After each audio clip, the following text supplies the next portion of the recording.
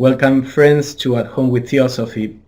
We are exploring in this series the fundamental teachings in the Secret Doctrine using a book, a compilation by Ianthe Hoskins that is called Foundations of Esoteric Philosophy. So this is the second class in the series. Last week we went over the four basic ideas, which H.P.B tells us that to keep those four basic ideas permanently in our mind. And as we go through the three fundamental propositions, we should keep in mind this urgency or this importance of these three fundamental propositions as we go through the Secret Doctrine. That's the idea of it. If we grasp these propositions, it'll give us a basis from which to study the entire Secret Doctrine. Yeah. And, I'm sorry, just want to make a quick note while I remember it. In some of the quotes, Blavatsky calls them principles. She'll call them the three fundamental principles. I'm sure this was the work of the Kiteleys.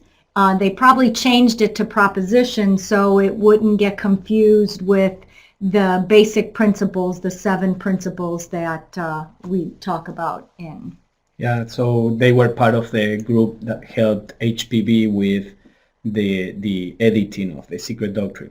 But also H.P.B, this is something we have to learn whenever we study H.P.B, that she also that doesn't necessarily use the words in a systematic way, because her learning was not from books. We learn from books, and if the title says three fundamental propositions, we learn that title and we repeat it. But she learned all these teachings in meditation. So the source of her information is not a particular word or term or phrase that she can repeat every time. She has the essence of the idea and would express it in different ways. Okay, here we go.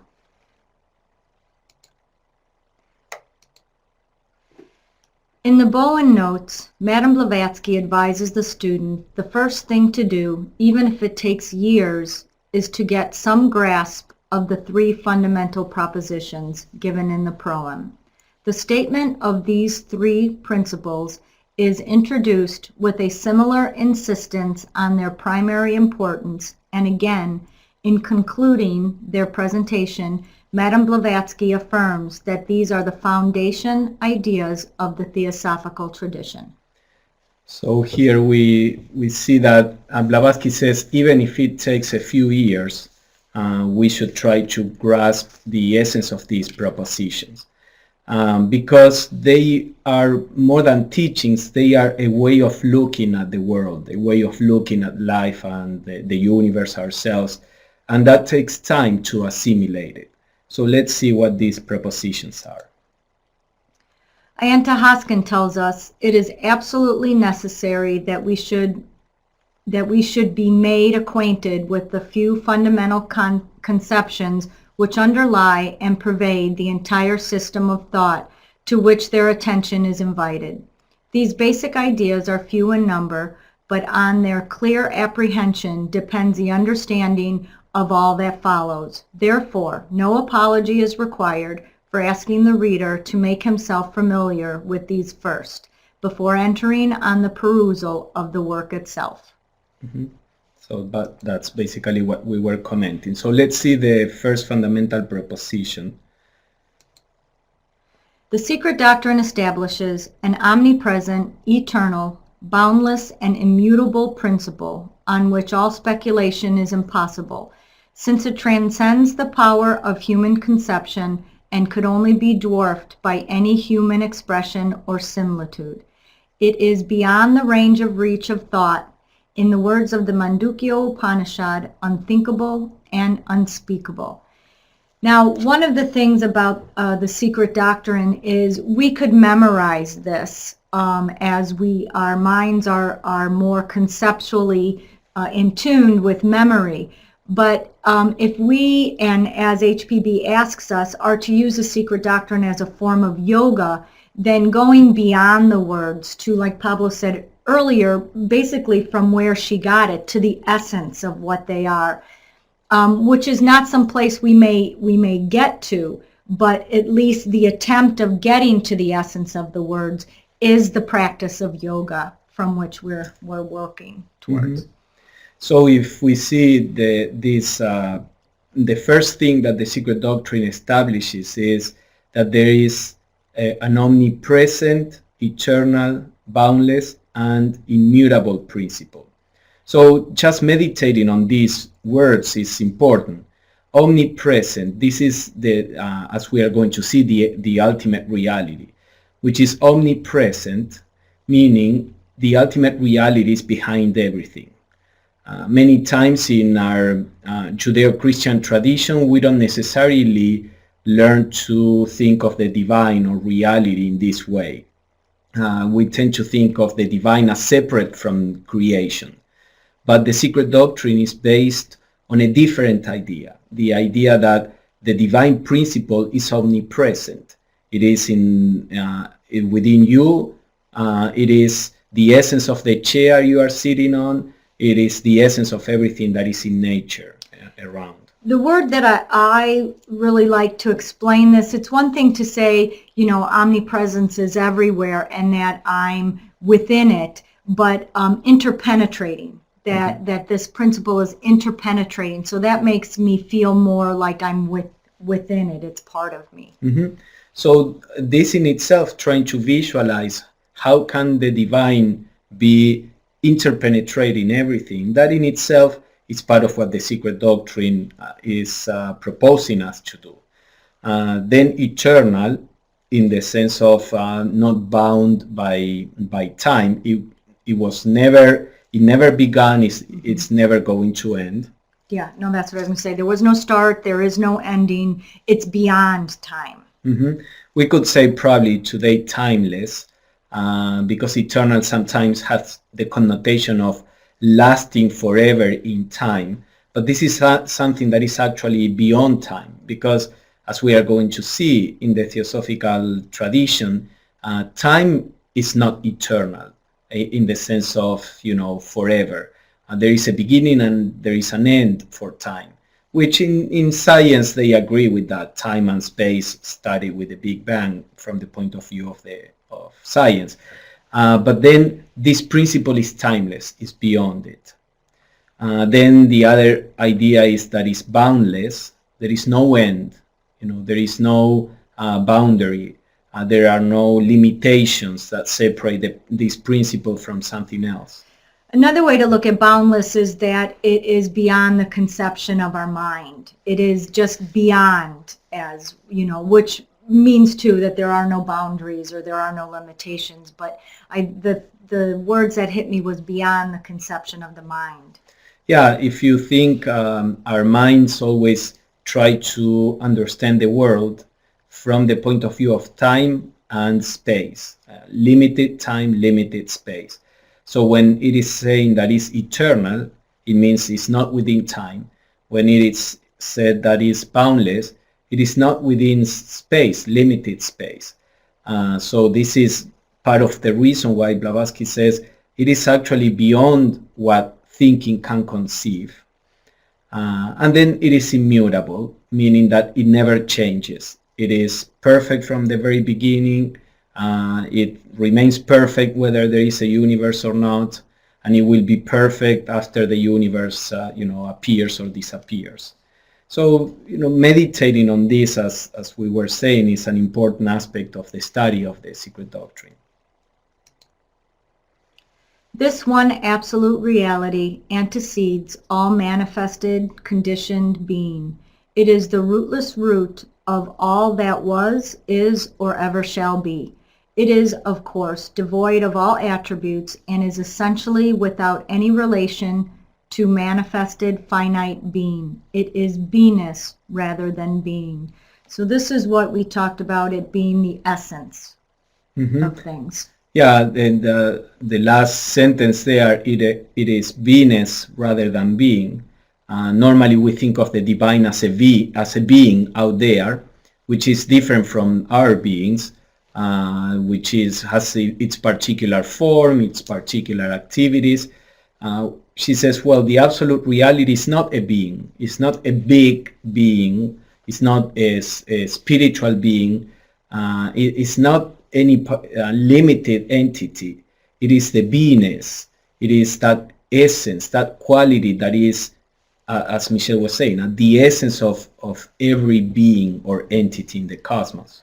Right. If we remember that things are composed of, or there can be an essence of something or a particular.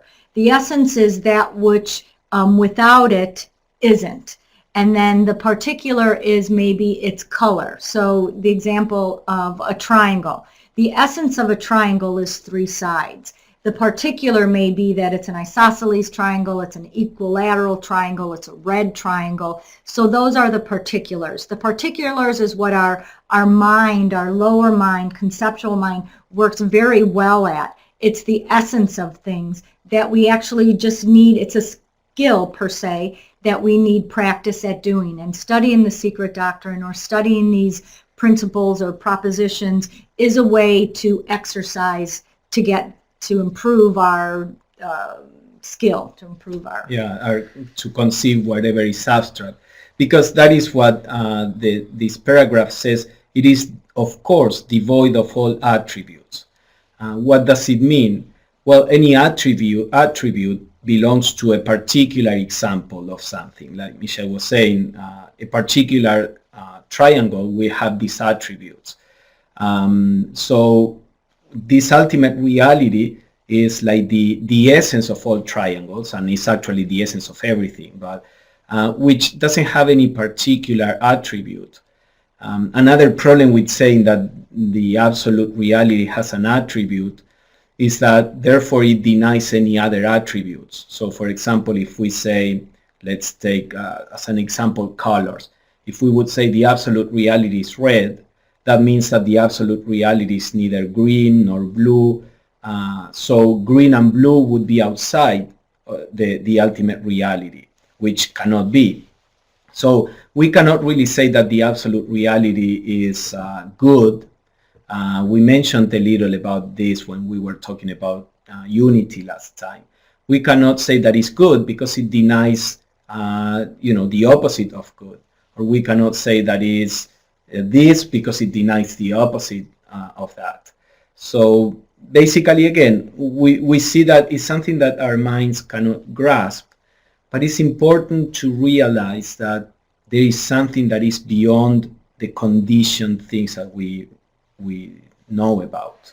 And one of the things that we can do to help work on this in our everyday life is to try to perceive things without naming them. So my initial response is to look at saying something and categorize it. It's pretty, it's ugly, oh, it's funny looking, it's red, it's green. But if I can walk around my daily life now and try to perceive things or look at things without naming them, then that's just a little practice to kind of switch my mind from its conceptual way of thinking to a more essential way of thinking. Yeah. The mind that is cataloging is the mind that is fixing itself on the attributes of something. And that mind cannot conceive the idea of an essence. Deborah, does that answer your question? How might this apply to a human or animal? So, the idea of essence, you could say there is an essence that is shared by all animals. There is an essence that is shared by all humans, but then there is an essence that is shared by all sentient beings. And there is an essence that is shared by sentient and non-sentient beings. So the ultimate essence that is at the basis of everything, absolutely everything, is this absolute reality. Right. So the essence of a rock is, I guess, in this way of putting it, would be its rockness. What makes it a rock, or what makes a plant a plant. Mm-hmm. So then those are pretty big things to be able to name. Yeah. This beingness is symbolized in the Secret Doctrine under two aspects. On the one hand, absolute abstract space, representing bare subjectivity, the one thing which no human mind can either exclude from any conception or conceive of by itself. Can we stop here? Yep. Because this threw me with all these words, and then I figured out what she's talking about here is unconditional space. So what she means is, she says this way, she says subjectivity because it's not an object, it's not a thing, it's subjectivity as opposed to objectivity. Mm-hmm. Yes, because we can perceive two objects, and then we talk about the space between those two objects. But in fact, we are not perceiving the space. We are perceiving the two objects. If you remove the two objects, then you don't see the space in between. So the idea is that, as Blavatsky says, space is something that we cannot exclude from any conception we can think of. For example, in mathematics, there is the idea that the point is without dimensions. It doesn't occupy any space. Well, try to think of a point in the mathematical sense, and you'll see that it's impossible. We may make it very small, but it's always something that occupies a certain space. So space is something that is very abstract, and she says is one of the foundations of, or one of the aspects of this absolute reality. And the second one, on the other hand, absolute abstract motion representing unconditioned consciousness. So we'll see, she's going to explain a little more about these two aspects of the absolute. We have diagrams. Yep. Okay, so the diagram here just illustrates what she's talking about, and this could be called, I believe I read it, a metaphysical trinity. Mm-hmm. So it's beyond the physical trinity, but it's the beingness, which is the essence, and then it's two aspects, the absolute abstract motion, which is sometimes called the great breath, and absolute abstract space, which is the root substance. Yes, what you see when you study this idea of space in theosophical literature is that space is not empty. We saw some of this in our previous class. Space is substantial in the sense that it's not something devoid of objects. It's something that is full of the essence from which objects may arise, which we related last week with on the physical plane with this quantum soup, as sometimes they call it, or these quantum possibilities from which particles come into being. So that's why the aspect of space is called by H.P.B. the root of all substances in the universe. And then motion, we are going to see, she said, is unconditioned consciousness, because motion is necessary for consciousness, as we will see. Thus, the first fundamental axiom of the Secret Doctrine is this metaphysical one absolute beingness, symbolized by finite intelligence as the theological Trinity. So, in many religions we have the idea that the divine is threefold, the trinities in different religions. So she says though that the trinities are threefold is a symbolic way of talking about these three absolute aspects from which everything comes. And we will see this as we proceed with this fundamental proposition. As it says there, we use nouns to refer to all this. I think that's why Blavatsky, for example, we talk about motion. Well, if something moves, that means that there is something there that moves. And I think this is why she says absolute abstract motion. We are not talking quite about the motion as we know it on the physical plane. Same with space. Space may be, limited on the physical plane, as science proposes, but this is an absolute abstract space. So this right here, we're still in the unity. So we're not, we haven't, there hasn't been a differentiation yet of anything. So that's why the absolute abstract motion, we have to keep that in mind, that this trinity that we see here is still really a unity. And an absolute unity, not even a manifested unity. It may, however, assist the student if a few further explanations are given here. Considering this metaphysical triad as the root from which proceeds all manifestation, the great breath assumes the character of pre-cosmic ideation. It is the source and origin of force and of all individual consciousness, and supplies the guiding intelligence in the vast scheme of cosmic evolution. So technically speaking, the first fundamental proposition finishes, with the previous slide, with the absolute reality and the three aspects. But then Blavatsky goes on to move away from the absolute reality itself and show a little how manifestation comes from here. So the first thing that she says is that aspect of the absolute that is the great breath, or the absolute abstract motion that we saw in the previous slide, becomes the pre-cosmic ideation, which is the source of intelligence. We'll see all this. Okay, this just explains what we just said. So you see there the pre-cosmic ideation coming out of the absolute abstract motion. And it's still unmanifested, so...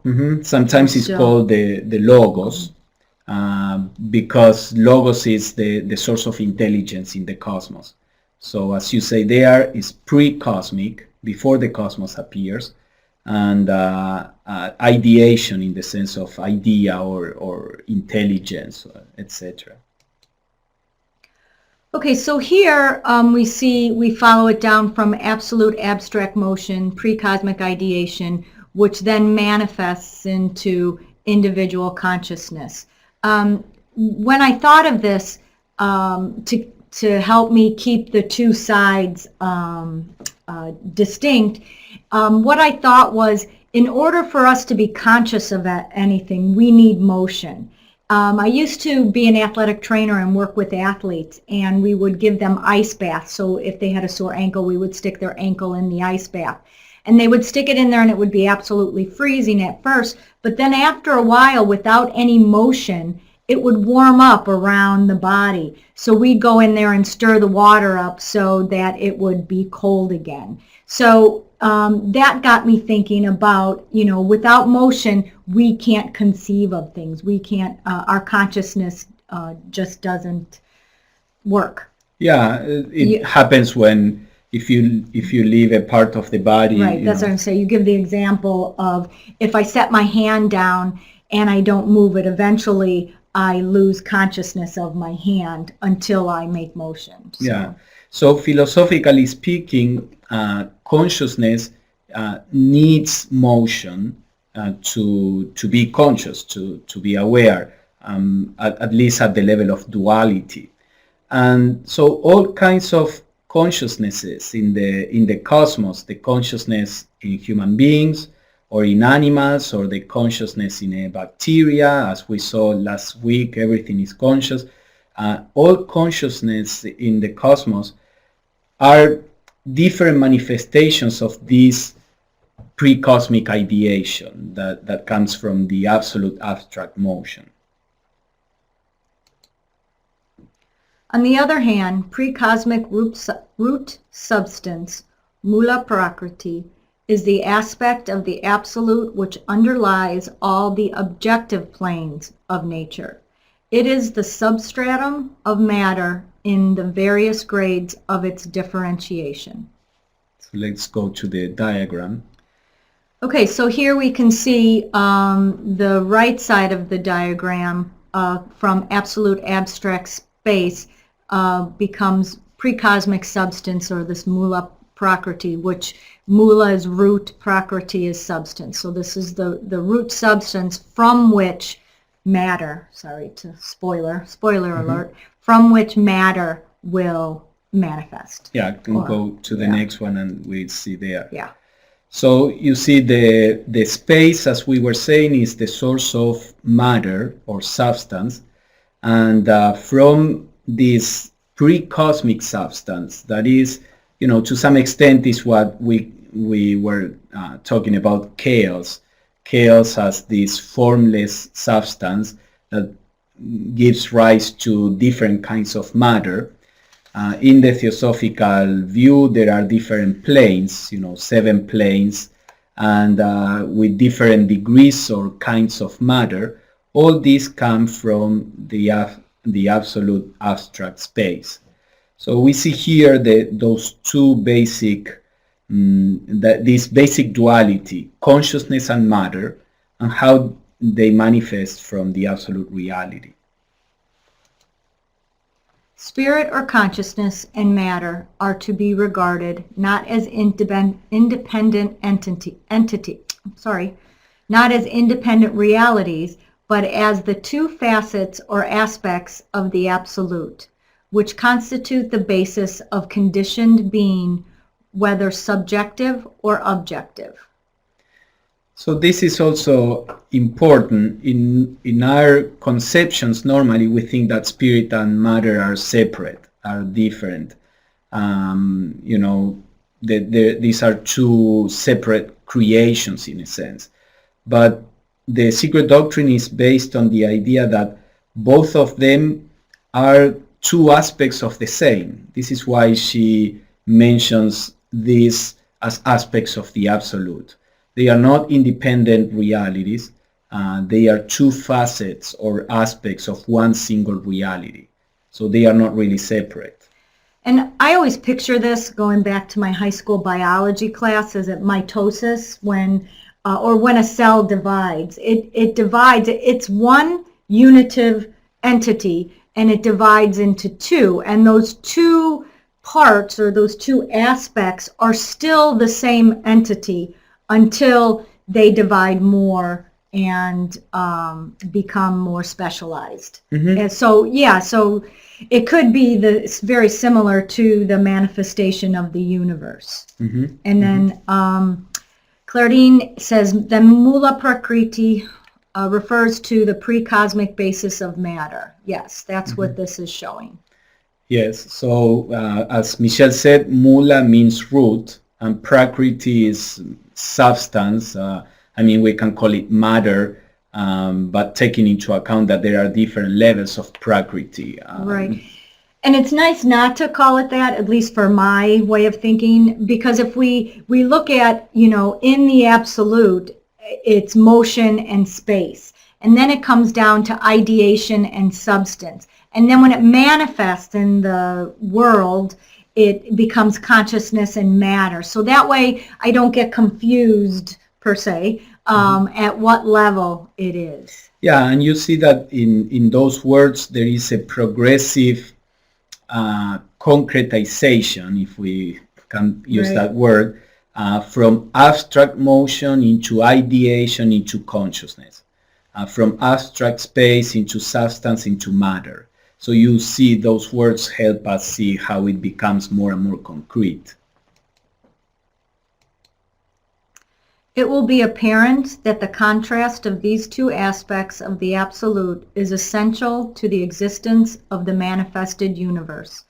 Apart from cosmic substance, cosmic ideation could not manifest as individual consciousness, since it is only through a vehicle of matter that consciousness wells up as I am I. Again, apart from cosmic ideation, cosmic substance would remain an empty abstraction, and no emergence of consciousness could ensue. We see this use or this need of a vehicle in many aspects of taking the abstract or the spiritual or the unmanifested and bringing it down to something that's more manifested. We see it with our principles. Atman is not able to be perceived unless it acts through its vehicle of buddhi. Higher manas which is too spiritual to be perceived by the lower vehicles, can only be perceived if it has a vehicle or through the Antakarana, which is that bridge. So we see that this is just as above, so below thing, or as side by side, that we need, that this vehicle is needed in order for things to be experienced. I don't know if that's a good word. Yes, because consciousness in abstract, without working through some kind of matter, is not really consciousness. And again, matter without a consciousness moving or vivifying that matter is not really matter. If we separate them, we go back to just being two aspects of the absolute. So the idea is that there is no consciousness that is not using or expressing itself through some kind of matter, and there is no matter that is not expressing some kind of consciousness. And what kind of consciousness will be expressed depends on what kind of matter you have as a vehicle. And when we go beyond this duality, we go to something that is beyond consciousness and matter, which we can call this absolute, state. And then coming back down, to use the word, once we have a duality, we see that we came from a unity, we came from beyond unity, then we came to a unity, now we're in a duality, and from that duality there is a triplicity. And I hope that's the next slide. Nope, not yet. Yes. It is? Okay. In the manifested universe, that which links spirit to matter, subject to object, is called by the occultists Fohat. It is the bridge by which the ideas existing in the divine thought are impressed on the cosmic substance as the laws of nature. Fohat is thus the dynamic energy of cosmic ideation, or, regarded from the other side, it is the intelligent guiding power of all manifestation, the thought divine, transmitted and made manifest through the Dhyan Chohans, the architects of the visible world. So there is a basic problem. We are talking about this duality between consciousness and matter, which, as we said, they are not separate realities to begin with. But in Western philosophy, for example, Descartes proposed that there are two aspects to a human being, mind and body. That mind was immaterial and the body was material. So the question comes, how can something that is immaterial affect something that is material? Something that this is sometimes called the ghost in the machine. How can something that has no matter interact with matter? So modern philosophy and science, they tend to reject the idea that consciousness is not material, because they say if it is not material, it cannot affect matter. And so when we think lifting our hands, we lift the hand. How if that consciousness is not material, how did it get to move the hand? It has to be something material. But Blavatsky says not so, because there is a bridge that links the so-called immaterial mind with the material body. And this link is Fohat, and we will see what that means. Let's see. Well, we can stay there, because first she talks from the point of view of the divine. In the consciousness, no need, because we have there the cosmic ideation is the source of intelligence in the cosmos. And the cosmic substance is the material that the cosmos, or by which the cosmos generates all the forms. So she says that through Fohat, through this, sometimes she calls it cosmic electricity, it is through Fohat that the plan in the divine thought is impressed in the cosmic substance. So this is what she's going to say. Thus from spirit or cosmic ideation comes our consciousness. From cosmic substance, the several vehicles in which that consciousness is individualized and attains self-consciousness. While Fohat, in its various manifestations, is the mysterious link between mind and matter, the animating principle electrifying every atom into life. Okay, so this is what I was kind of getting ahead of myself on. We have the cosmic ideation, which we see can go down, that eventually manifests into consciousness. The cosmic substance, also known as akasha, that manifests down into matter. And then the third of that trinity is the cosmic electricity, or fohat, which manifests into energy. And this bottom piece down here with the green arrow is meant to show consciousness tapping into the energy or being vivified by that energy, then can shape or make, not make matter. That's not. Yeah, no, but organize matter into a form or move matter. You know, for example, Blavatsky says that one of the main manifestation of fohat on the physical plane is electromagnetism. This is why she sometimes calls fohat cosmic electricity. So applied to a human being, we have first the movement in consciousness, in mental consciousness, for example. And the idea is that the movement of consciousness generates a certain electromagnetism that is transmitted to the physical body and generates the reactions that are needed for the body to function. You know, we know that movement in the body depends on electrochemical reactions that generate electricity and magnetism.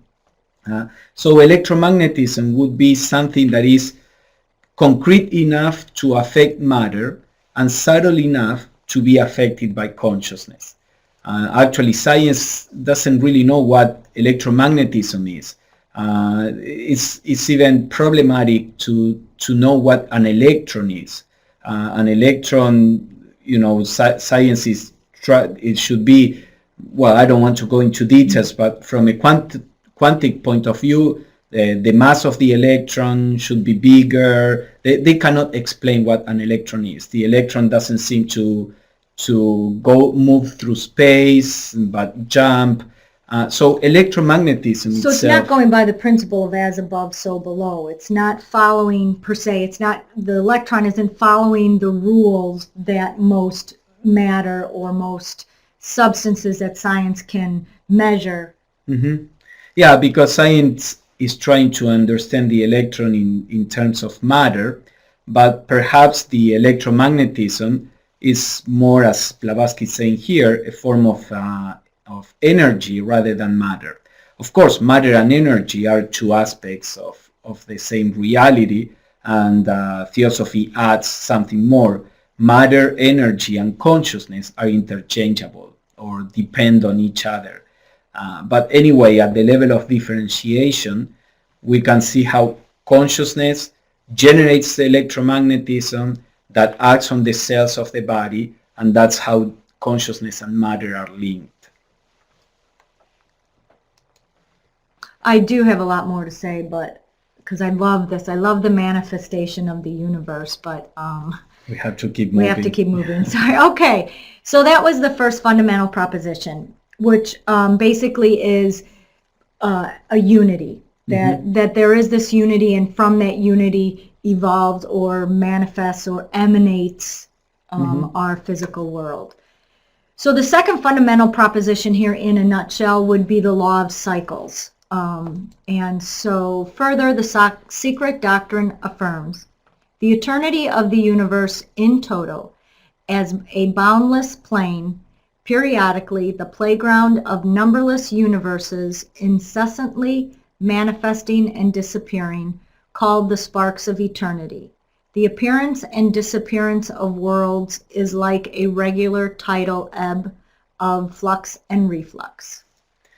So here the first thing we see is that the Secret Doctrine affirms the eternity of the universe as a whole. You know, taking the universe as a whole, it is eternal, but as a boundless plane, as something that is, you know, infinite. However, periodically, there are numberless universes manifesting and disappearing. So the specific universes are not eternal. They begin and they end. But that takes place within a boundless plane that is eternal.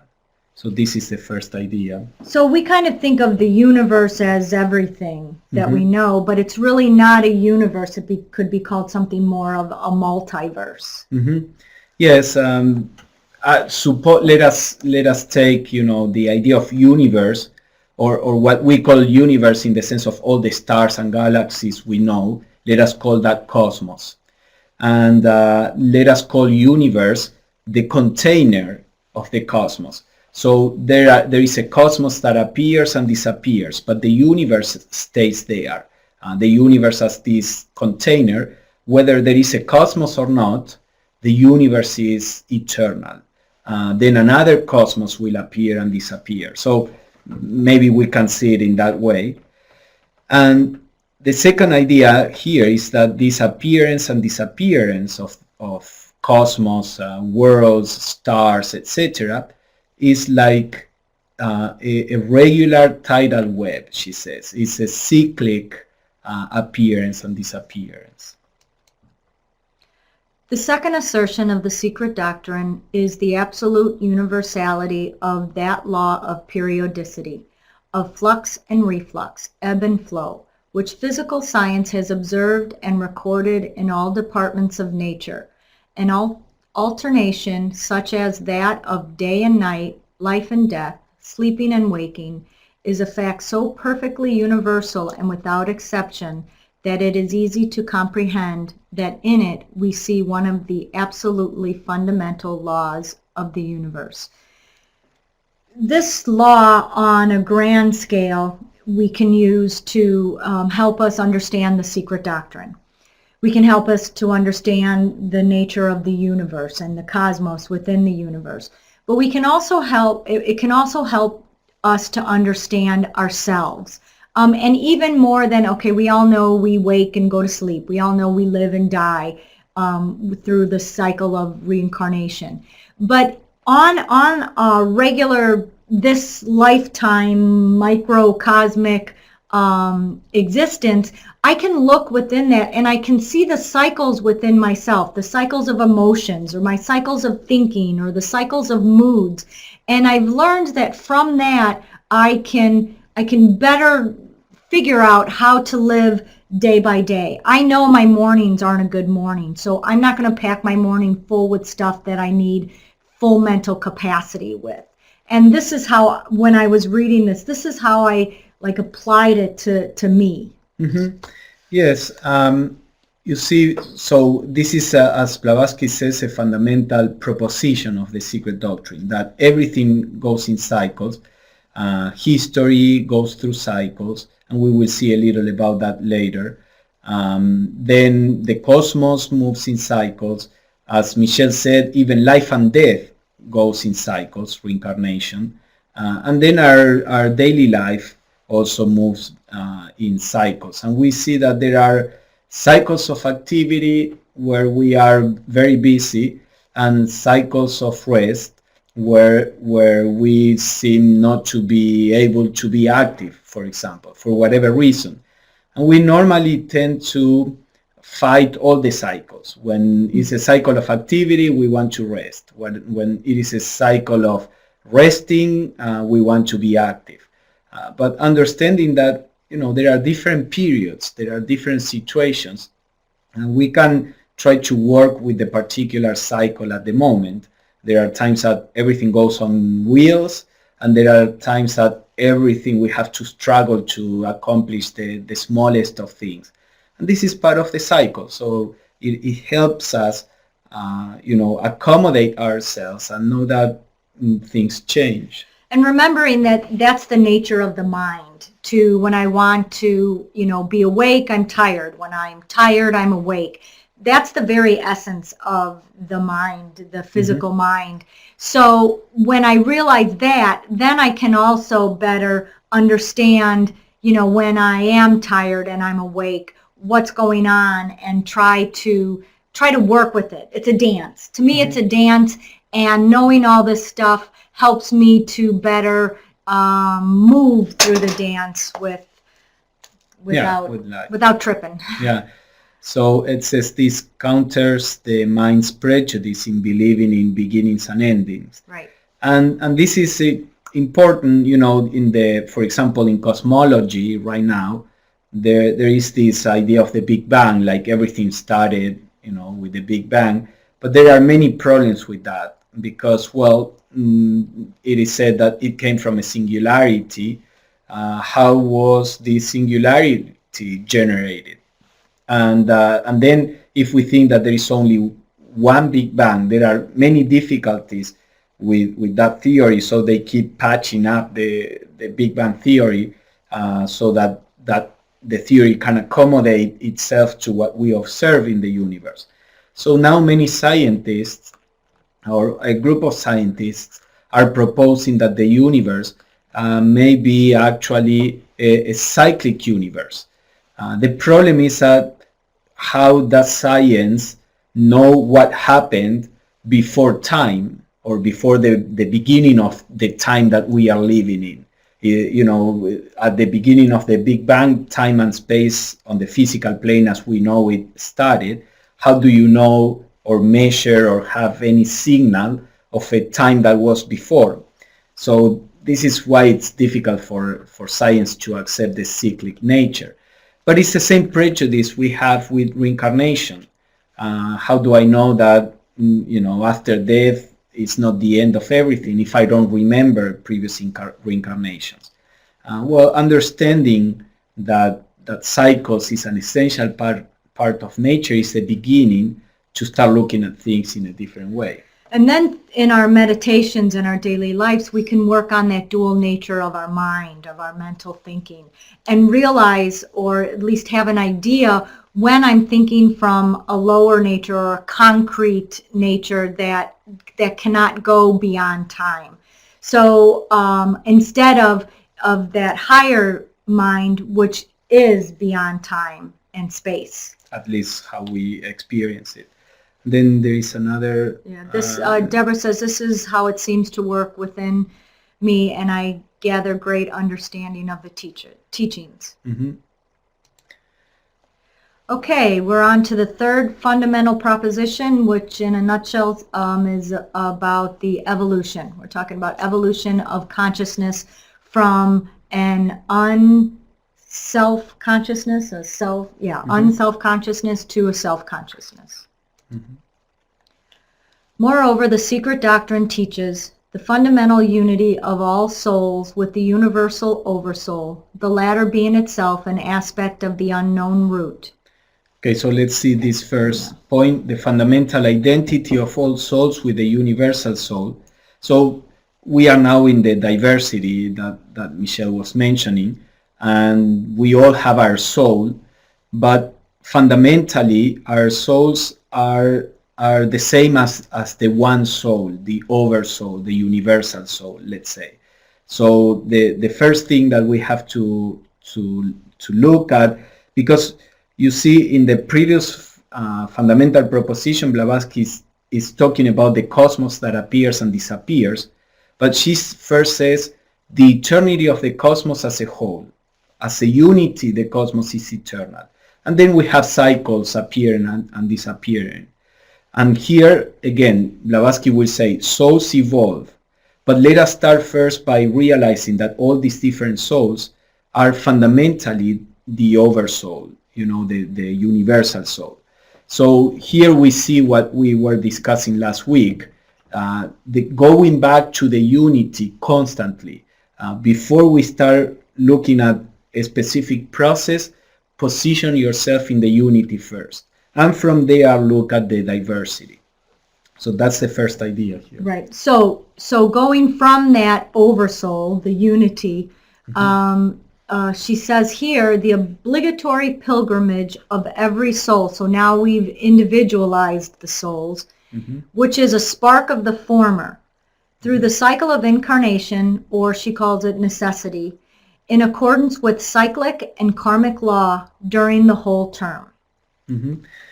So there are a few elements here. First, the idea of obligatory pilgrimage and the cycle of necessity.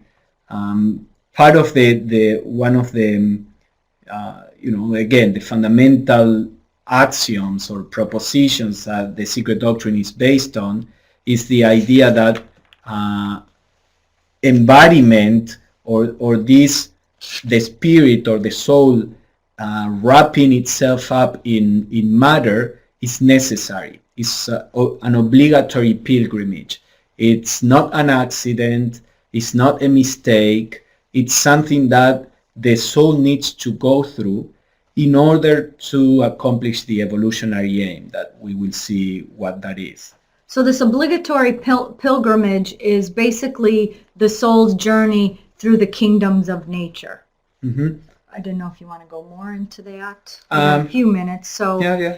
So the kingdoms of nature consists of three elemental kingdoms first that are more forces than they are entities. Mm-hmm.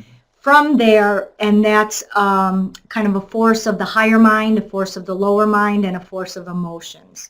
And then from there, manifestation is in the mineral kingdom. From the mineral, it's a plant. From the plant, it's an animal. From the animal, it's the human being. And from the human being, it's onto the Dhyani Chohans, or Dhyani Buddha. Mm-hmm. And what's unique here is in the human kingdom is the only place where you have all the previous kingdoms, aspects of all the previous kingdoms, and aspects of the kingdom after it. Mm-hmm. Yeah, we talked a little about that in the previous class with the microcosm, or human beings as being the microcosm. So the first points here in this proposition then is that the souls it's obligatory for the souls to incarnate, but that all these souls are aspects of the universal oversoul. And there is a question there. What is the relationship between the many millions of souls and the one oversoul? This is like the sun being the universal oversoul and the millions of souls being the rays of the sun. You wouldn't say, we actually think of it separate, but it's not separate. It is the sun that is shining down upon us. And then I guess if we take, there's the example of the magnifying glass. You can take that ray and make it an actual beam. Mm-hmm. So this universal soul is not really a separate entity, but it's rather the synthesis. This is a difficult concept in the Secret Doctrine, because just like in human beings, we said in our previous class that the consciousness of a human being is actually the sum total of the consciousnesses, of all the different consciousnesses that are in a human being. So many of our feelings or thoughts or how we feel, how we act, they depend on what is going on with ourselves. When we say we are tired, what do we mean by that? We mean that the cells run out of ATP, that it's the energy, the molecule that has the energy for the cells. So when I say I'm tired, I'm actually saying that this feeling is coming from the cells. The cells are tired. But what I call Pablo is a part of the consciousness of Pablo is these cells. And then we have the same with emotional elementals that Michele was talking about, mental elementals. Many of our moods and activities come from them. And then we have the overall consciousness that we call Pablo, for example, is the synthesis of all of them. It's the sum total of all these different consciousness. So in a sense, the only thing that exists is the universal soul. And this universal soul has different aspects, which are all our individual souls. So you see there is no real separation between the universal soul and the individual souls. It's more a hierarchical way of, are you looking at the individual cells or are you looking at the human being as a whole? So the individual cells would be equated to the individual souls that we see. The organs, because you said in the hierarchy, so the cells come together to make an organ. The organ comes together to make, back to biology, organ systems. The systems come to make up, me or you individually. Now those individual cells, as even though they're rays of the sun or souls from the universal oversoul, cannot live without being part of the larger organism. So that's what we mean here by the soul is part of the oversoul. It's not some separate thing that has its existence outside of it. Yeah, and that's again a conception that we normally have in our religious upbringing. We think that the universal soul is an entity out there separate from us. And that's not what the Secret Doctrine is proposing. And this is why Blavatsky says, even if it takes years, we should work with the ideas in the fundamental propositions, because again, it's not so much a question of concepts. It's a question of changing the way we look at everything. And that takes years. We hear this many times and we read about this many times, and little by little we start changing the perspective. But I think, as we are saying, maybe a concrete example, and always remember that examples are limited, but it would be, it's just a question of where you are looking. If you are looking at the cells, then you are looking at the individual souls. If you are looking at the whole body, then you are looking at the universal soul. But it's the same. It's just different levels of the same. And these are great seeds for meditation. And I think, for me, the best place to start would be with the body or with the sun, and really think about, each individual cell in relation to the body, or each individual ray of the sun in relation to the sun as a whole. And then move on to each individual soul in relation to the oversoul. And that way I'm going from a completely concrete thing, me, to something that's out there, the sun, that's still concrete, to something that's completely abstract. And that way I can kind of tease my mind into getting to abstract. Yeah, that's a way to move from the known into the unknown. So Deborah says, so could this mean that ultimately no human soul can ever fail or reach its eventual return to the source? Sorry, I don't have the source, enlightenment. Yes. Again, we talk about enlightenment and all this when we are looking at the souls individually. The oversoul is beyond enlightenment or darkness or ignorance. But what we mean by enlightenment in this case is that when that universal soul is manifesting through matter in all different forms, the universal soul realizes its true nature as a universal soul through the different fragments that are expressing through matter.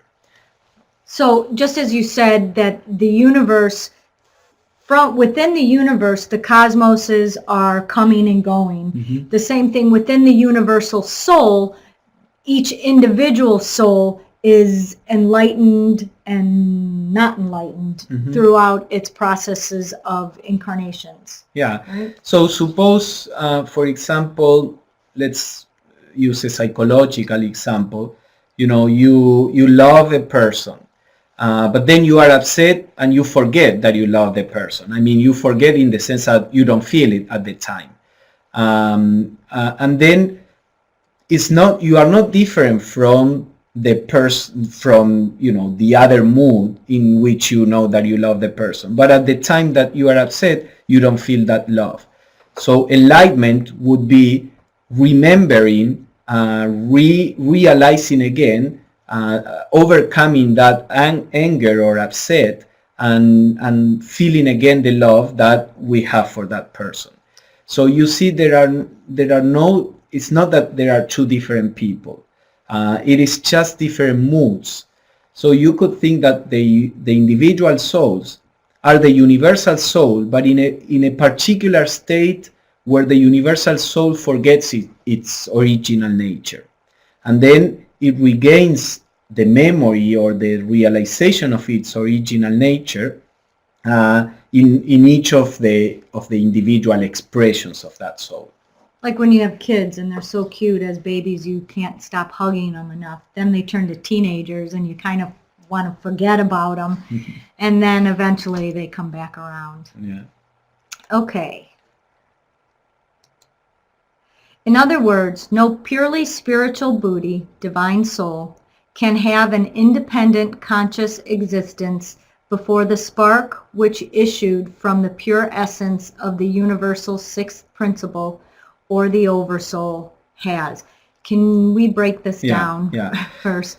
So Buddhi, the divine soul, and the universal sixth principle are all the same thing. Yeah, so the Buddhi is like the individual sixth principle, in the sevenfold nature, and the Oversoul is the universal sixth principle. So the Oversoul is like the cosmic Buddhi, and then we have our individual Buddhi.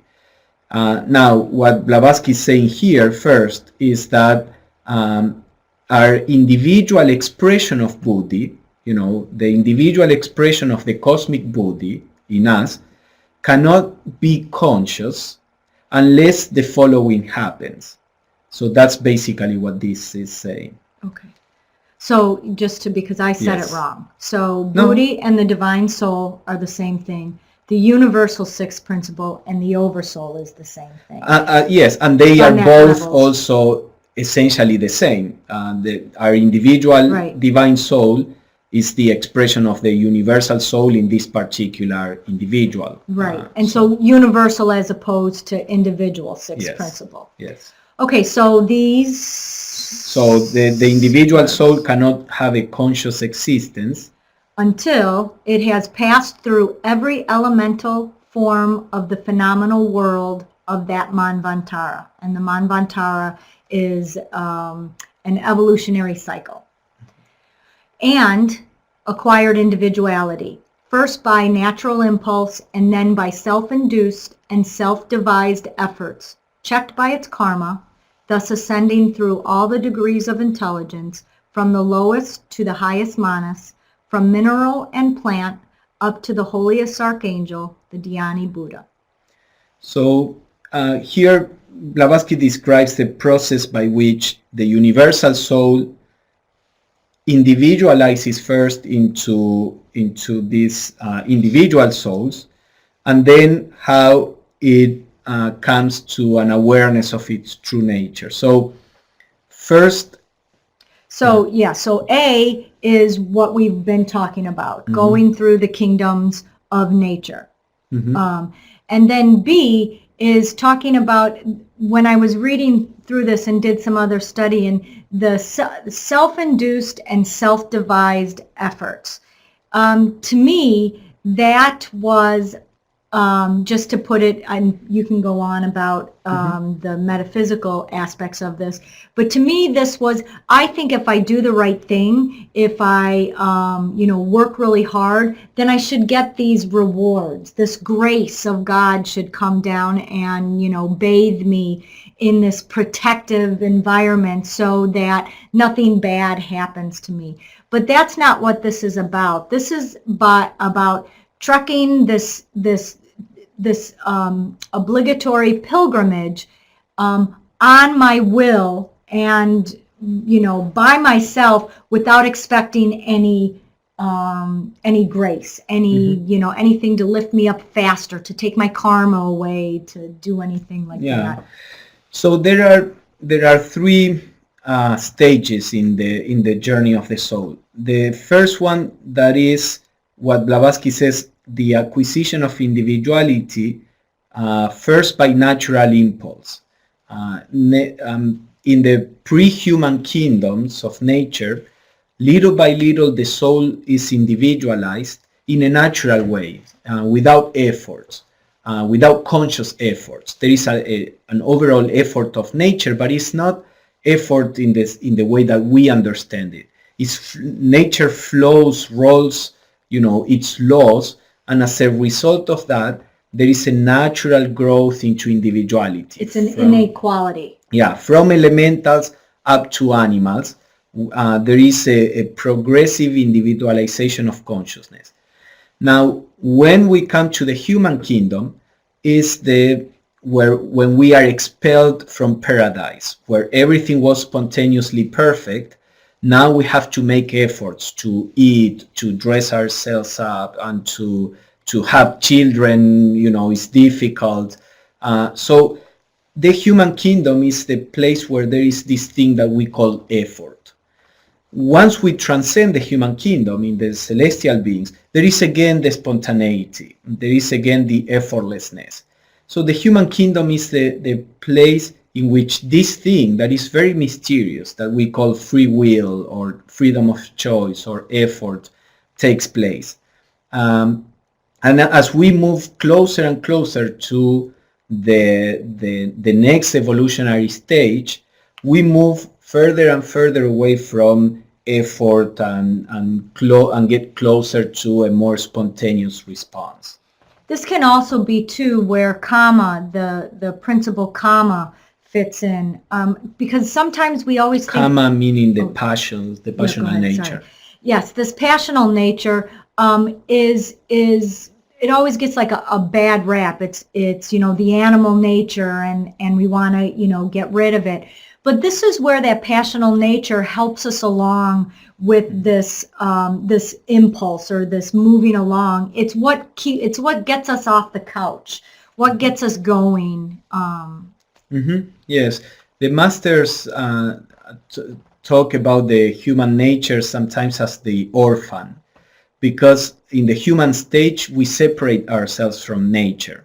Of course, we cannot really separate ourselves, but psychologically we separate ourselves from nature. But that is necessary because it is in the human kingdom where the sense of I am myself appears. And that sense can only appear when I feel that I am disconnected from the rest. I am myself. I am not the whole any longer. I am not, just driven by the whole. I am myself. I decide by myself. This is like the teenager stage where, we go through the same psychologically in our teen years. We start developing our identity. And for that, we have to separate ourselves from the will of our parents or society. I have to assert my identity. So that is exactly the same that happens with the soul in the human stage. This is the time to say I am. And then as we proceed in the second part of the human pilgrimage, that I amness has to be softened, has to be expanded, so that it's not a divisive I amness. It's an awareness of I am the whole, not just this little part. Suzanne says, in reference to A, we have to pass through every elemental form in every world cycle ruled by a special Manu, the Manvantara. Yes, all these cycles are guided by intelligences. Of course, it's easy for us to think of them as human beings and anthropomorphize these intelligences, because this is the only kind of intelligence we know, the human one. But the idea is that every cycle is guided by a special kind of intelligence, which in Hinduism they call the Manu. Manuantara or Manvantara comes from Manu. It's like the cycle for that particular Manu. And we could say, for example, this again has to do with the cycles. There is a cycle in which the mind needs to be awakened. And that would be the Manu behind that cycle is a special kind of consciousness that stimulates the mind. There may be another cycle where the intuition has to be developed. So the Manu for that cycle is a kind of intelligence or cycle, energy, all this is different aspects of the same that stimulates intuition. So we can say that each cycle has its own Manu, its own logos, its own order, you know. The pivotal doctrine of the esoteric philosophy admits no privileges or special gifts in man, save those won by his own ego through personal effort and merit throughout a long series of metempsychosis and reincarnations. I always get ahead of myself. Yeah, but yes, this is what we were talking about, that during the human kingdom, there is this question of, because the human kingdom is the stage of evolution of our minds. And the mind as a doer, as a thinker, as a source from which action comes, has to be purified so that the mind can be a vehicle for the spirit. So the purification of the mind is kind of in the hands of that mind, obviously influenced by the spiritual consciousness, but it is the mind that has to decide to go in a certain direction, to listen to the spiritual, and that is what we call personal effort. It's the mind working on itself, so that with the development and purification of the mind can become a more perfect vehicle for the spiritual. And that happens through metempsychosis. It's a similar meaning to reincarnation. Psychosis comes from psyche, not in the medical sense, which obviously in the medical sense also comes from psyche. Psyche is the mind and emotions in us. And metem means like a change. So metempsychosis is like taking new minds. So it's reincarnation, but from the psychological point of view. And reincarnation is coming again into flesh. Carne, is the Latin for flesh. So we need to go through physical and psychological cycles of embodiment to accomplish this. Now, isn't this word metempsychosis misunderstood sometimes as reincarnating with the same mind and emotions into a new body, or into the same body, I guess, too? Mm-hmm. Yeah. H.P.B, if we are going to use metempsychosis in the sense that H.P.B was Right. using it in Isis Unveiled, for example, in her previous writings, by metempsychosis she basically meant the movement from one kingdom to the other, where the soul acquires one more principle, in the plant's sensitivity, in the animal emotion, in the human mind. So these are different metempsychoses. At least that's how she used it in the past. So, and reincarnation is within the human kingdom in particular. Okay. Mm-hmm. So, yes. So that's the three fundamental propositions, and such are the basic conceptions on which the Secret Doctrine rests. So you see that maybe perhaps a last point to mention is that this third fundamental proposition also implies that there is no possibility of creation in the way that we normally think of. A typical question from people is, well, why does, if the spirit is perfect, why didn't the spirit create a perfect form that doesn't obstruct its expression, and then we are saved of all this suffering? But in the Secret Doctrine, or according to the universe that the Secret Doctrine presents, creation is impossible. It's not possible to create a perfect form. And if it were possible, it would not work or produce the result that it needs to produce. So the only thing that is possible is gradual evolution. So the soul needs to awaken gradually in an ever-perfecting form. Blavatsky says, if you would put a perfect personality or body and perfect personal principles to a soul that is undeveloped, that soul would remain asleep, because the soul needs the contrast of the imperfection to wake up.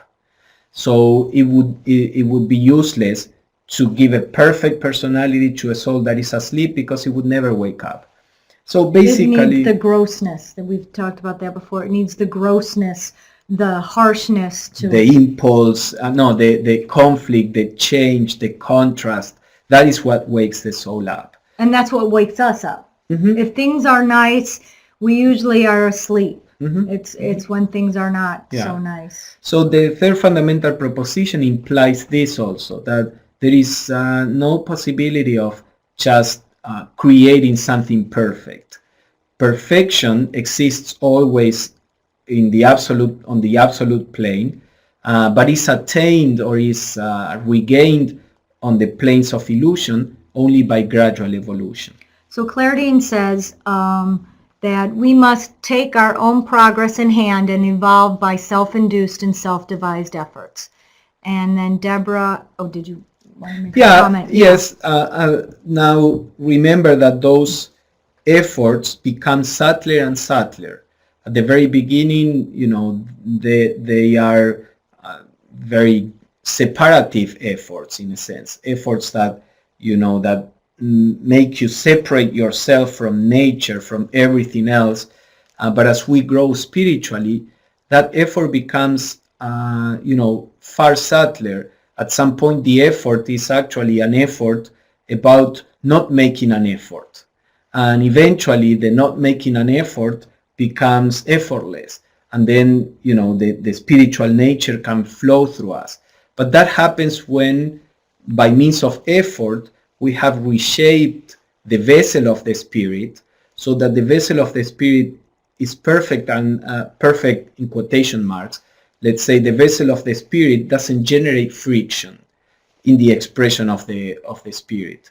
So we could say that effort and conflict and all that is when there is friction in the expression of the spirit. So as the personality becomes more and more in tune with the spirit, then it looks like there is less and less effort to act in the right way. So yes, effort is essential during the human stage of evolution, but then that effort gets subtler and subtler. And Deborah says, so messing up is good. There's that saying, yes, there's that saying that when you lose, don't lose the lesson. So that reminded me of that. Ed says, self-effort in the context of the world and fellow travelers. Yeah, so again, it's how you look at things on different levels. So down here, it looks like effort, for example, and I think that's also what Ed is suggesting there. Here we are among all of us, and there is effort, and but that thing that is experienced as effort is also the expression of disorder, as we saw in the fundamental proposition. Blavatsky says, checked by karma. Well, karma is this natural, spontaneous order, which is behind every effort. So there is always a state in us. If we can raise our consciousness beyond the separation, beyond the diversity, there is no effort there. The effort, as I said, is the friction that happens on the lower planes when that natural order is trying to gently, although many times it doesn't feel gently, push the form so that the form can be molded to this natural higher order. So if we live down here, we will feel the friction. If we can raise our consciousness, we realize the natural order. And this is like in Light on the Path that says, listen to the song of life. And then it says, when you listen to life, you may say, I only hear discord and conflict. Well, look deeper within, and you will realize that all that is actually a song. And that goes along, too, if you listen to the individual instruments playing. You don't hear the beautiful harmony of the music. Of the whole. Yeah, of the whole. So, any other question or comment before we close? So you see, try to look during the, think about these points during the week. And in your meditations. Yeah, in your meditation. That's the same thing. to go from a meditation that goes from the individual back to the whole in any aspect that you can think of. Yeah. Is a practice. Yeah, and you'll see that it does, when we really understand what these words mean, it does change the way we tend to see the world, divinity, ourselves, etc. Yeah. Okay. All right, so Well, thank you everybody. Thank you, Mary. Yeah, and thank you everybody for your participation, and Mary, for helping out there. And we hope you have a nice week, and we see you next Tuesday. Next week is the five proven facts. thank you. 5 proven facts. We'll see you then. Yeah. All right. Bye-bye.